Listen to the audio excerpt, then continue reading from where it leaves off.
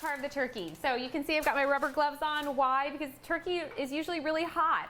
And if I want to get in there, I want my hands to be protected. So these are just gloves that I use for washing dishes. This is a new pair, but you can use the gloves that you use for washing dishes. It's all fine.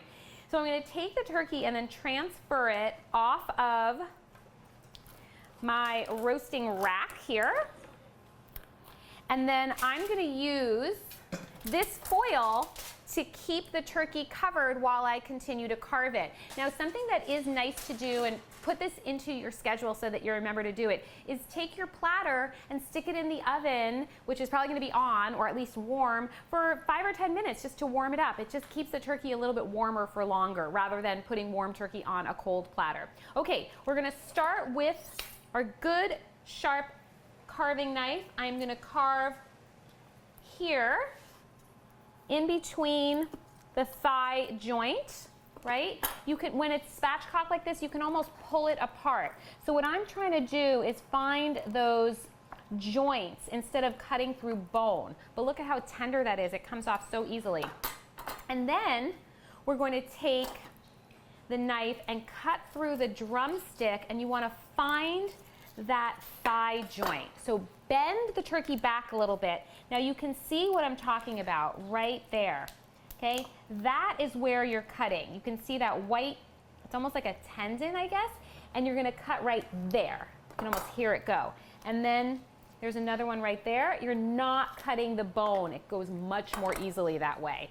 All right, so there's our thigh, which I can trim, or sorry, carve, and there's the drumstick right there. We're gonna do the same thing on the other side. And the juices are perfectly clear. So again, to separate drumstick from thigh, just guesstimate where you think it might be. And then bend it back a bit. And then when you see that bone pop, you're gonna carve in between. Oops, there we go. We've got our drumsticks here, and I'm gonna put our thighs here. We'll keep this covered. And then I like to take the wings off. So carve around. Again, where do you think that joint is? It's the same as with a chicken too. So bend these pieces back. There we go, I see it.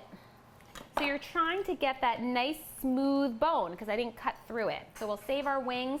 I like to save the wings for doing stock the next day, but if you have people that like to chomp on the wings, then you can put them out. Otherwise, it's not totally necessary. All right, let's see. There we go.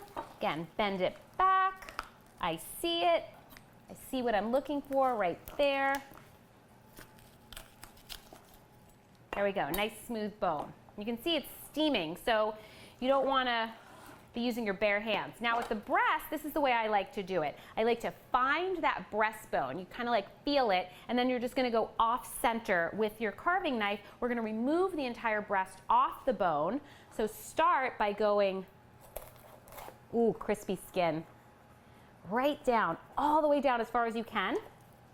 Then you're going to take your knife and you're going to find that wishbone and go around it like that, and then cut as far down as you can below the tendon with the tip of your knife going alongside of this bone. And then you're just going to wedge this piece off. Just get your knife underneath that tender.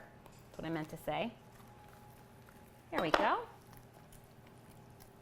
Ooh, it's nice and juicy and cooked all the way through. And so then what I like to do is start by slicing this crosswise,